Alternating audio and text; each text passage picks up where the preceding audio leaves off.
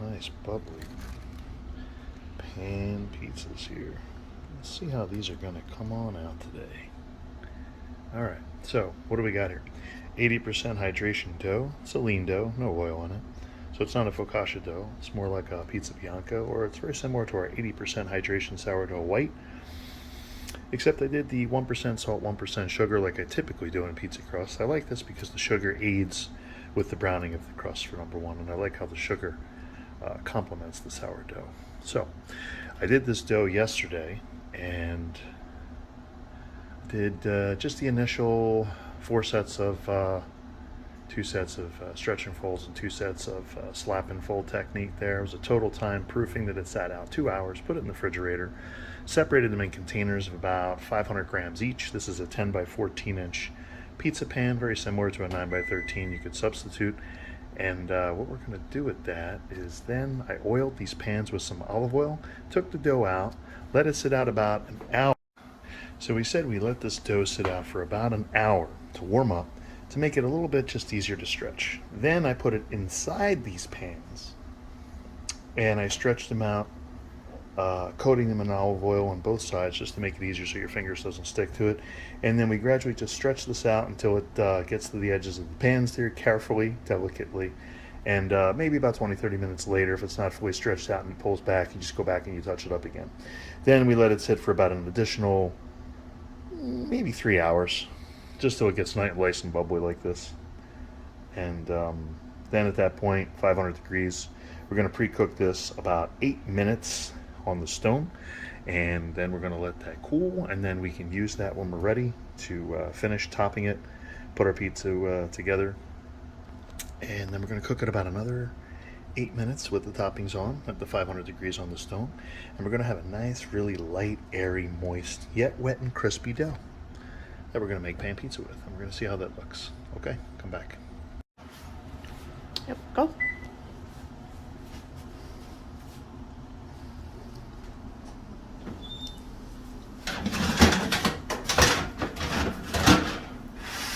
Beautiful, nice, light, fluffy crust. So the reason why we do this is we want this crust to set first without the toppings and the sauce that's on top, to let that dough puff up and to get that maximum rise so that it sets. At this point, we can let this cool, and we could use this up to several hours later, or I let this cool a few minutes and I could just like set the pizza and throw it in there like right now. But it is a good idea if you want to get some of the moisture that's out of that higher hydration dough and just let this sing and relax, and it will just steam out for at least a few minutes. Let's take a look underneath here and see what this looks like.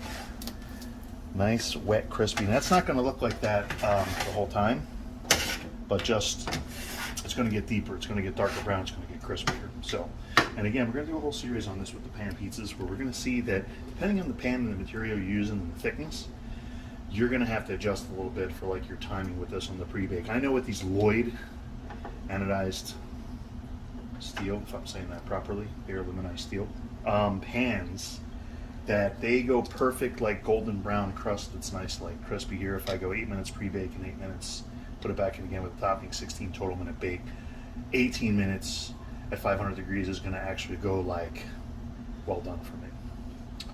So just so that we know, you'll have to adjust for different pans. We're going to take a look at some different pans and do that. Let's let this sit. We'll come back. We'll sauce this up, and then we're going to put this back in, and then we'll see what it looks like finished.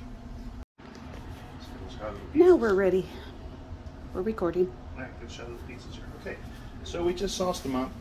Parmesan Romano cheese, provolone, whole milk mozzarella. I just threw simple pepperoni and sausage I sliced on there. 500 degrees. We're going to put them back in for at least another 8 minutes there, right on the pizza stone there that's already preheated. And when this is done, we'll take a look at what this looks like. Let's put this in the oven.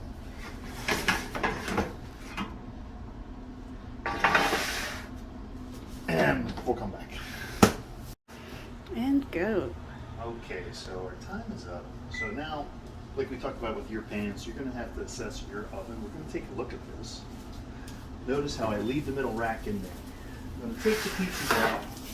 They look like they're pretty good. See how we can notice this browning of the crust here and the cheese burning on the edges? That's like really good. This is ideal. But let's say, oh yeah, look at that. That's fire. This one's definitely done, but let's just say for the sake of argument here, see how this is a little light on the crust right there? A little brown over here. I could have rotated them. I didn't rotate the pans 180. That's what I should have did. What I could do is I could put this back just on the middle shelf so that we don't get any more bottom crust over browning this. And also this one might have had more toppings on it right here, which sometimes happens. You want to leave it in like maybe another minute. You put it on the middle shelf there instead of leaving it on the rack once the crust is set on the bottom so we don't overburn this. But anyway, let's take this now and let's go cut this. Let's take this one right here.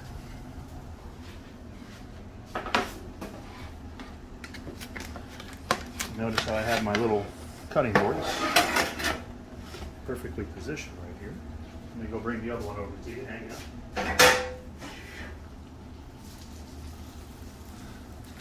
Notice I only want to use wood, plastic, silicone, etc. on these things. You don't want metal on metal scratching the nice pans up here. Something to think about. Okay, this looks really good. You can tell from looking at the edge right there, the crust. It looks really nice. Close. Let's take a look at this. It's got a nice browning effect here. I really like these rocker cutters. Oh yeah, you can tell that's like the bomb right there. I normally cut these in 6, but today I'll do 8 just to be able to get a shot. Let's just see how thick and light and airy is this crust. Well, I can tell you from personal experience it's good. We're going to do some more on these, but let's just listen to that. Oh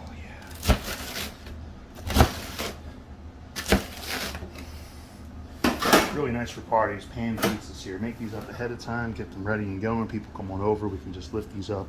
We can just cut them and okay.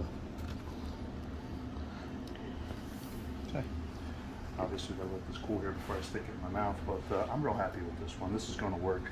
I like how we get this nice cheese crust that burns on the outside of the pan there with the edges. That's like gold right there. Sometimes I like to put like a little white cheddar there on the outside there because I like how that burns in the white cheese crust. Anyway, this is our pan pizza we did. 80% hydration dough, 1% salt, 1% sugar. Although you could just use your regular 80% hydration dough for this. The reason why I like it, I'll make it up the day before. We'll do like a series of 3-4 sets of stretch and folds. We'll put it like right into the fridge in containers that it's already measured, like say 500 gram dough balls. It's going to be perfect for a 9x13 or 10x14 pan. Then we take it out, let it rest for about an hour at room temperature. It's easy to just, stretch the dough. It's a little bit more pliable. Put it right into an oiled pan. Flip it over, oil it on both sides so that it doesn't stick to your hands or the pan.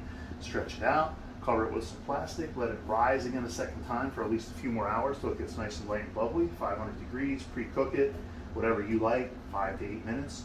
Let it cool, somewhat, and then you can basically just top your pizza, throw it back in there, and recook it again. And that's what's really going to give you this nice, crusty, crispy, wet, crispy pan pizza right here. Is that pre-baking of the crust right there? I found for me, because a lot of times in those pans, it's a little difficult to get the bottom cooked before the top cooks. So, something to think about. Okay, we'll come back again, do some more pan pizzas.